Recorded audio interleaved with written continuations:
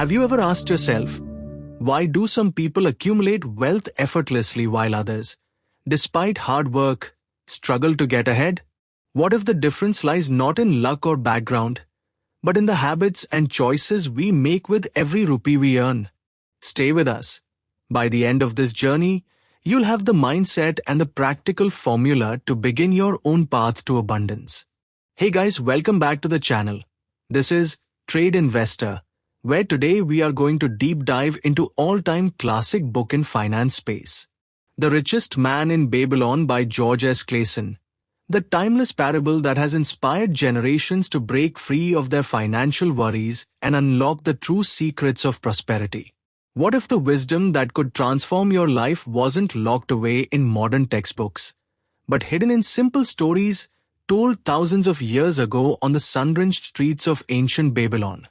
In this audiobook deep dive, we'll walk together through every essential principle, parable, and practical takeaway from Clason's legendary work, chapter by chapter, packed with stories and lessons that are as relevant today for Indian and global investors as they were centuries ago.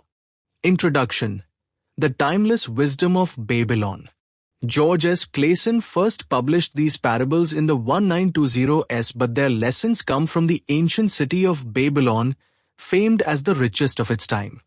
Instead of complex theory, Clason's approach uses parables, engaging stories of merchants, slaves, and wise men, teaching clear, actionable steps for anyone seeking wealth.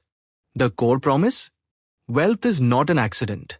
It is built upon foundational laws, simple, universal, and accessible to all who choose to learn and act. Chapter 1: The Man Who Desired Gold. We open with Bansir, the chariot builder, and Kobi, the musician, lamenting their struggle with money despite years of labor. Frustrated by their lack of progress, they seek out Arkar, known as the richest man in Babylon, to learn his secret. Key lesson: desire is the starting point. Wealth begins with a clear, burning wish to improve one's lot. It is not reserved for the lucky. It is available to those willing to change. Chapter 2: The Richest Man in Babylon. Arkar reveals he was not born rich. He learned from Algamish, a money lender, who taught him principles that anyone could apply. This sets the foundation for the book's recurring theme. Practical steps, applied persistently, lead to wealth. Arkar's wisdom is direct. A part of all you earn is yours to keep. Lesson: pay yourself first. Save at least a tenth of your income before paying anyone else. This habit, above all, creates the seed from which wealth grows. Chapter 3: 7 Cures for a Lean Purse. Arkar's 7 cures are presented as easy, actionable commandments to escape poverty. Each is a pillar. Let's break them down, one by one. Start thy purse to fattening. Save at least 10% of every rupee earned immediately. Resist the temptation to spend all your income. Control thy expenditures. Differentiate between wants and needs. Budget strictly. Don't allow lifestyle creep as your income rises. Contentment comes from discipline, not riches. Make thy gold multiply. Save is just the beginning. Invest wisely for your savings to grow. Let your money earn for you through interest, business, or investments. Guard thy treasures from loss. Avoid risky schemes. Take only those risks that are well understood and protected. Never entrust money to the inexperienced. Make of thy dwelling a profitable investment. Own your home, if possible, and avoid perpetual rent. Build stable, enduring foundations. Ensure a future income. Prepare for tomorrow. Invest for retirement, secure your family, and protect against the uncertainties of life. Increase thy ability to earn. Never stop learning or improving skills. The more value you provide, the more wealth you can accumulate. Each cure is illustrated with stories and analogies, showing how even the humblest background can become the pathway to prosperity. Chapter 4: Meet the Goddess of Good Luck. Many blame poverty on bad luck, not realizing luck favors the prepared. Clason's Babylonian tales show that good luck comes to those who take action, seize opportunities, and avoid procrastination. Key points. Opportunities are everywhere, but only the disciplined can take advantage. Luck frowns on the lazy, the indecisive, and the gambler. The soul of a free man looks at life as a series of problems to be solved, and solves them, while the soul of a slave whines, "What can I do who am but a slave?" Chapter 5, The 5 Laws of Gold. Perhaps the most famous section, Archer shares the 5 laws of gold, universal laws that, once understood and obeyed, cannot fail. Gold comes gladly and in increasing quantity to any man who will put by not less than 1/10 of his earnings to create an estate for his future and that of his family.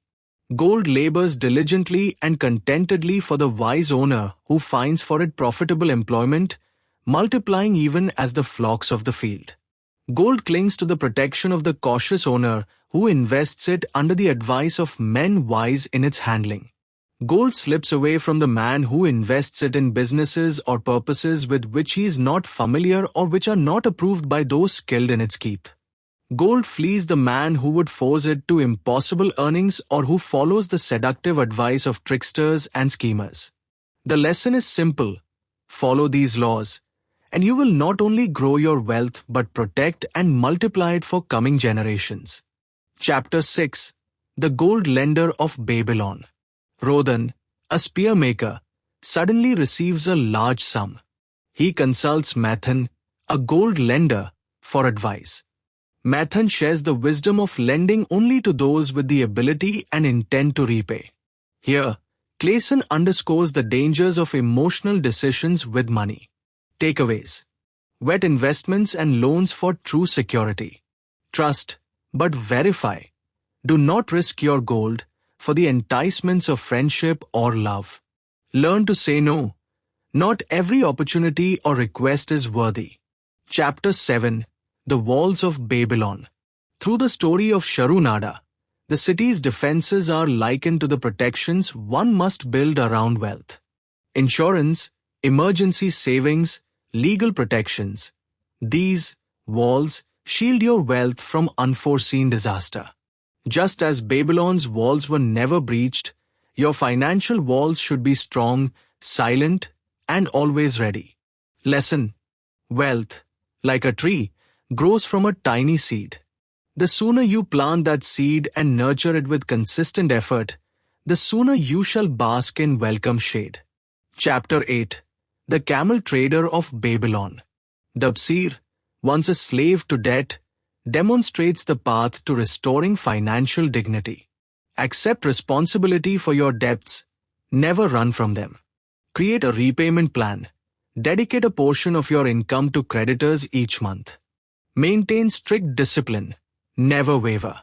This story is for anyone overwhelmed by debt.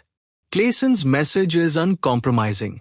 If a man be determined to pay what he owes, the gods are with him. Chapter 9. The Clay Tablets from Babylon.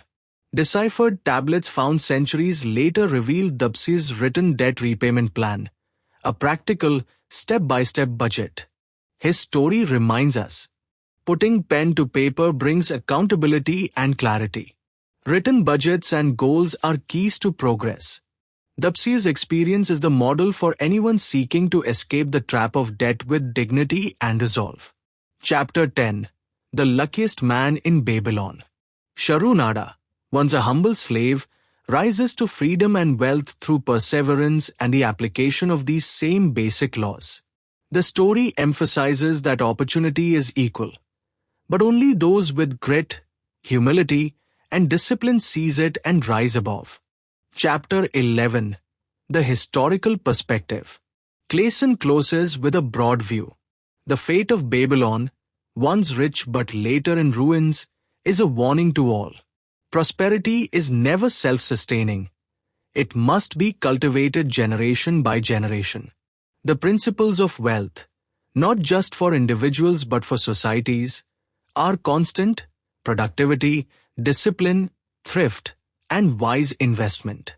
Bonus: practical application for today's investor. How do these lessons transfer to modern life? Start with a written savings and investing plan. Aim for at least 10-20% of your income. More if you wish to accelerate your path. Avoid debt whenever possible. If debt exists, make a written plan and pay more than the minimum each month. Before any investment, ask, do I understand this asset? Am I protected from sudden loss? Is my principal safe? Build walls around your wealth, insurance, an emergency fund, legal documents. Seek growth. Once your gold multiplies, reinvest. Don't squander new earnings. Never stop learning and improving your skills. The ultimate asset is you.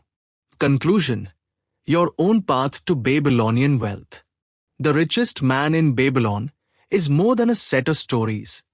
It is a process, a formula, and a call to action. Prosperity is a daily decision, built stone by stone. Save, invest, protect, plan, and grow. The ancient Babylonians mastered these laws, and you can too. Will you begin today? What is one habit, even a small one, that you will borrow from Arkur, Dabsir, or Sharu Nada to set yourself on a path to abundance? If this audiobook summary inspired you, like, subscribe, and share your personal journey below. Which Babylonian law will you start with? Saving, investing, paying debt, or building walls of protection? Stay tuned with TradeInvestor for more timeless wealth-building stories, practical investing guides, and the wisdom to turn your income into enduring freedom. Remember, the richest lives are not a result of chance, but of choice, discipline, and daily action. Begin your legend today. The walls of your own Babylon await.